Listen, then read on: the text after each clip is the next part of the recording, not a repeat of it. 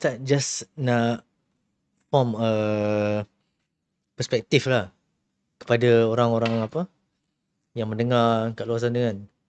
Apa macam kalau kita boleh letakkan satu perspektif kan, penisbahan antara Asy'ariyah ni dengan sekalian mazhab-mazhab lain kan. Besar mana Asy'ariyah ni sebenarnya? Yang wujud hari ini dan yang wujud sepanjang zaman.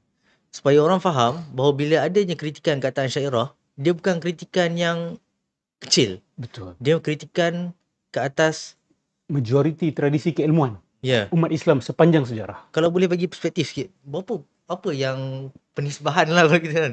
Penisbahan antara Asy'ariyah dengan yang lain-lain Ustaz. Terima kasih. Sebelum tu saya nak tambah sikit.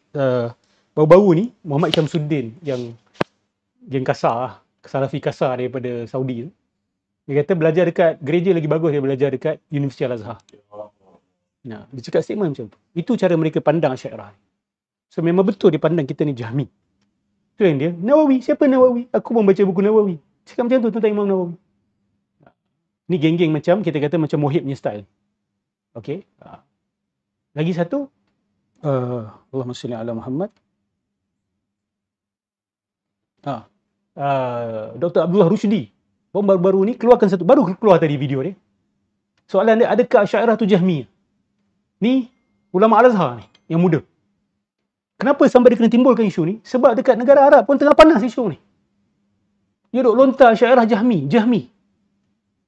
So Dr. Abdullah Rushdi tanya soalan, sanggupkah kau nak kata Nawawi itu Jahmi? Al-Baqillani itu Jahmi? Al-Baihaqi itu Jahmi? Ini kibar ulama ahli sunnah wal jamaah. Bahkan kalau you remove semua ulama Asy'ariyah dalam sejarah Islam, apa yang tinggal? Apa yang tinggal? Syarih Bukhari, Sahih Bukhari, syarih kepada Sahih Muslim, Ibn Hajar Al-Asqalani, Imam Muslim, ulama-ulama hadis, rata-ratanya adalah Asy'ariyah. Sebab tu ada Asy'ariyah yang tak setuju bila sebut ahli sunnah wal jamaah ni adalah apa? Asy'ariyah Maturidiyah ahli hadis. Dan saya pun tak setuju. Sebab kenapa tak masuk ke ahli tafsir sekali? Kenapa tak masuk ke ahli bahasa sekali? Ahli lughah, wa ahli tafsir, wa ahli hadis. Kenapa ahli hadis ni didapat? Sedangkan dia salah satu cabang saja. Dia cabang ilmu, dia bukan mazhab. Dia bukan mazhab. Rata-rata ahli hadis dalam sejarah adalah Asy'ariyah Maturidiyah. So kalau masuk ahli hadis, kena masuk ahli tafsir sekali. Kenapa tak masuk ke ahli tafsir? Oh, sebab ahli hadis ni ada mazhab sendiri. Mazhab sendiri dia apa? Apa mazhab sendiri dia? Oh, dia ikut Hanabilah, Imam Ahmad bin Hanbal. Tapi Hanabilah pun ada dua, terpecah dua. Ada Hanabilah Ghulat. Ada Hanabilah yang seperti dikatakan Ibnul Jauzi. Dan Hanabilah yang seperti dikatakan Ibnul Jauzi ni sangat dekat dengan Asy'ariyah dan sampai tak perlu pun untuk bezakan dengan Asy'ariyah. Ya, ada perbezaan. Tapi Hanabilah Ghulat ni, ni yang sekarang ni dok kata apa? Asy'ariyah Jahmi dan sebagainya. So, statement yang mengatakan Asy'ariyah ni kata Tuhan tak wujud dan sebagainya, kesan dia adalah menolak dan menafikan tradisi keilmuan ulama majoriti sepanjang sejarah Islam. Bukan orang awam majoriti ya. Orang awam majoriti tak terlalu bernilai dari segi keilmuan. Tapi bila kita bahas tentang majoriti yang ulama sepanjang sejarah, dia jangan main-main. Dan ini isu besar, ini isu berkenaan dengan sifat Allah yang utama wujud. So kesan dia dengan awak mengkritik contoh Salafiyah. Bila mereka wujud dalam sejarah. Mereka adalah minoriti sepanjang sejarah. Sampai ke hari ini. Saya bukan nak kata mereka ni sesat. Saya nak scale ni. Seperti apa yang sahabat kita tanya. Scale ni. Kalam-kalam macam ni, dia bukan small statement tau. You are actually criticizing not only the majority of the Muslims today, but also the majority of the scholars throughout history. You bukalah apa saja bidang keilmuan. You pasti akan jumpa ulama Asy'ariyah sebagai jagohnya. Ilmu bahasa. Bahkan kita kata ilmu nahwu, balaghah, usulul fiqh, tafsir, usulul tafsir, qiraat. You akan jumpa ulama Asy'ariyah. Bahkan perawi-perawi hadis kalau cari mesti akan berjumpa dengan syuyukh Asy'ariyah.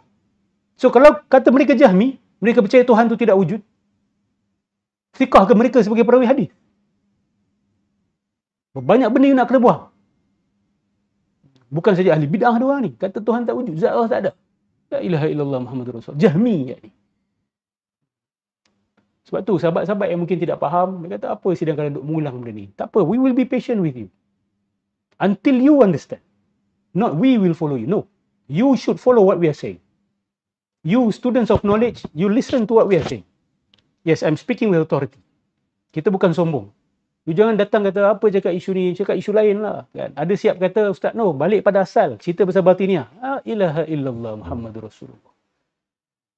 You stop what you're doing and come and sit. I will teach you. Balik kepada asas agama kita. Ada yang asas agama tak tahu, masuk tiba-tiba kata, apa aja benda ni. Kan? You're coming to a university, you're coming to a teacher and telling him, you shouldn't teach this, you should teach something else. What do you know? Okay, if you're an alim, you tell me. It's okay. I will respect your decision. Your nasihat. Tapi you sendiri tak ada keilmuan. And then you come and you want to dictate.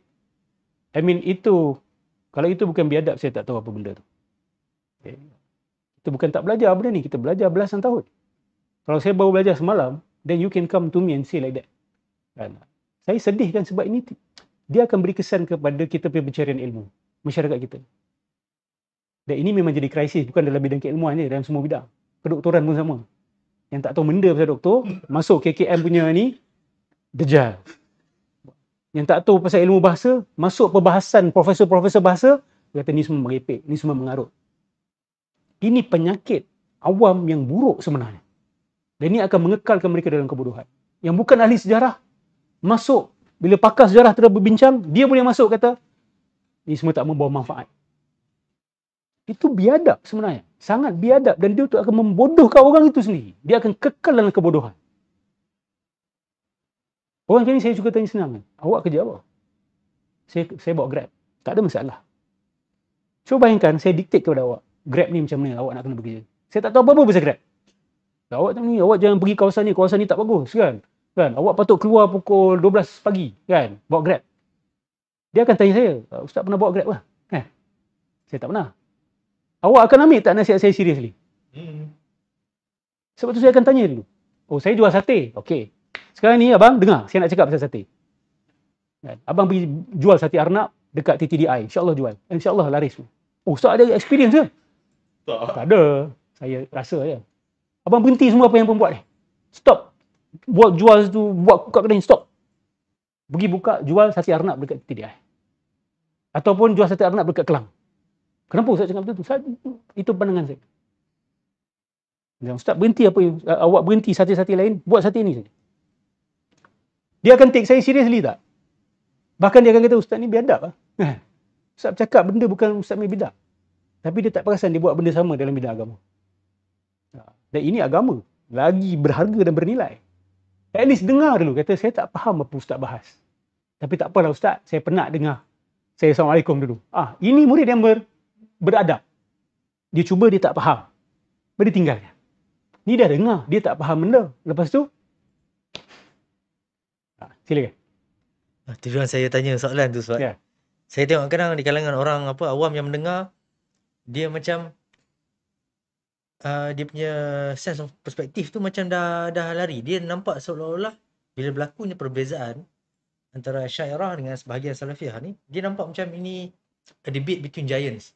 Dia tak nampak bahawa ini sebenarnya dia bukan debate between giants, correct. Satu yang kecil melawan yang besar.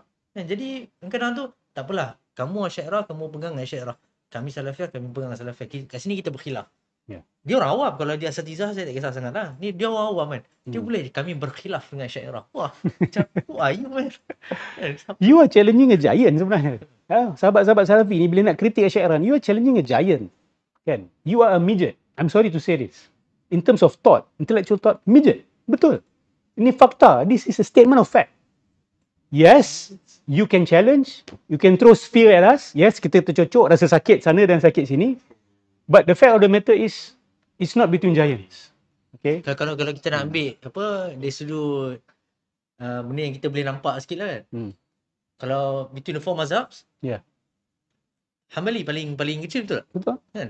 Dari situ pun kita dah boleh dapat perspektif lah. Kalau golongan Salafiyah ni menisbahkan diri mereka pada Hanabilah, dia kata mazhab Hambali tu yang paling kecil. Dan itu pun dalam mazhab Hambali tu, kalau kita pecahkan lagi, dia ada juga, tak silap saya, ada juga kelompok Syairah tu. Betul.